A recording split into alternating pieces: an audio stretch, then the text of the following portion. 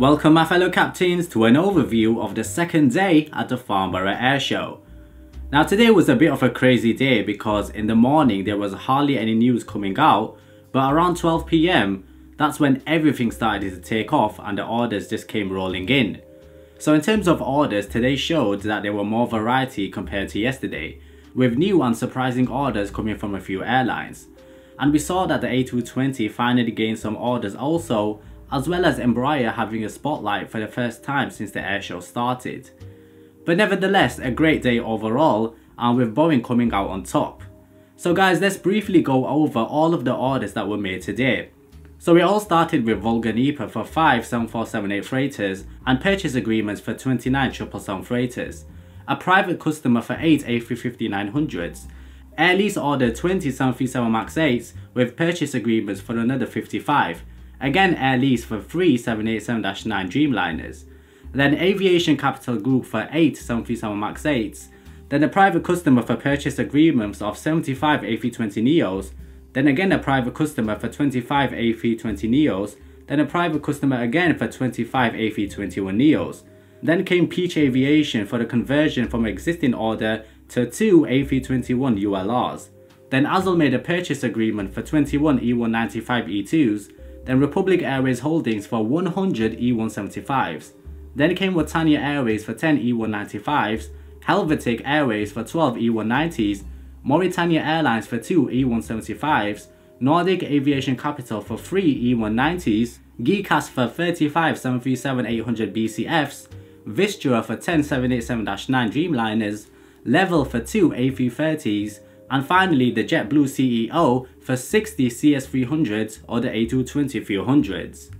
So the total figures for day 2 are Boeing with 177 aircraft, Airbus with 112, Embraer for 148, and Bombardier with 60 aircraft.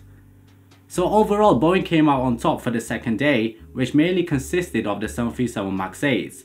But the surprising order for me came from Boeing and Embraer. But the question was all about the 747-8 freighter. More than a few people were aware that Boeing was close to shutting down new orders, but what wasn't known was the supplier of a component for the 747 freighter was refusing to make any more without long-term orders that Boeing simply couldn't guarantee. Now it seems like a compromise was reached in 2016-17 and Boeing ordered a total of 20 kits to build as many 747-8 freighters. UPS took 14 of them with their order last year. Now 5 more are gone, that leaves just 1 spare. So in effect we're just 1 747-8 freighter away from the death of the 747. Hopefully that's not true, but I found it quite interesting.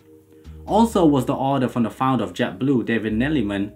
He ordered for his startup airline 60 Airbus A220-300 aircraft. Now this is the first order of the airshow for the A220, which will allow them to serve thin routes on long-range missions, and deliveries will be starting in 2021. Today was also a great day for Embraer because they've secured around 350 orders from various airlines. The most notable order was from Republic Airways Holdings, who ordered 100 of the E175s.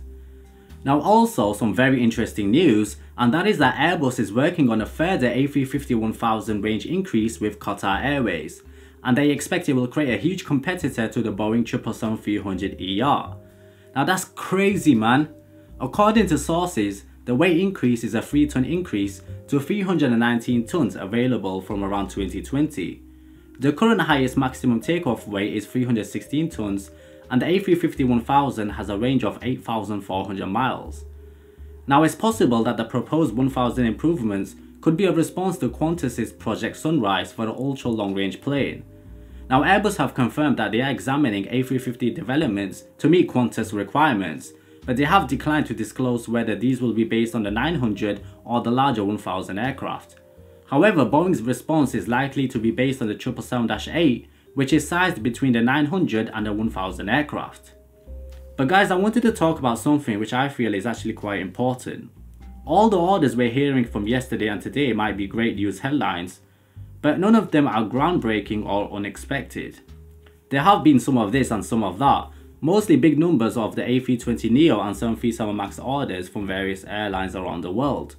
The A350 gained some orders, but Boeing hasn't sold anything in the 777 or the 777X range. and the A380 is most likely to be done and dusted. A handful of 787s were ordered, and most of the news for the week on the commercial side, you can consider it to be final. Now the A220 received a boost from the JetBlue founder, but most people know that Airbus gave a massive discount of 72%, which is a huge amount. So while orders are announced, most of them have been on the table for a long time. But it wasn't actually orders that dominated the Farnborough Airshow. It was actually the infrastructure, engine efficiency and big data.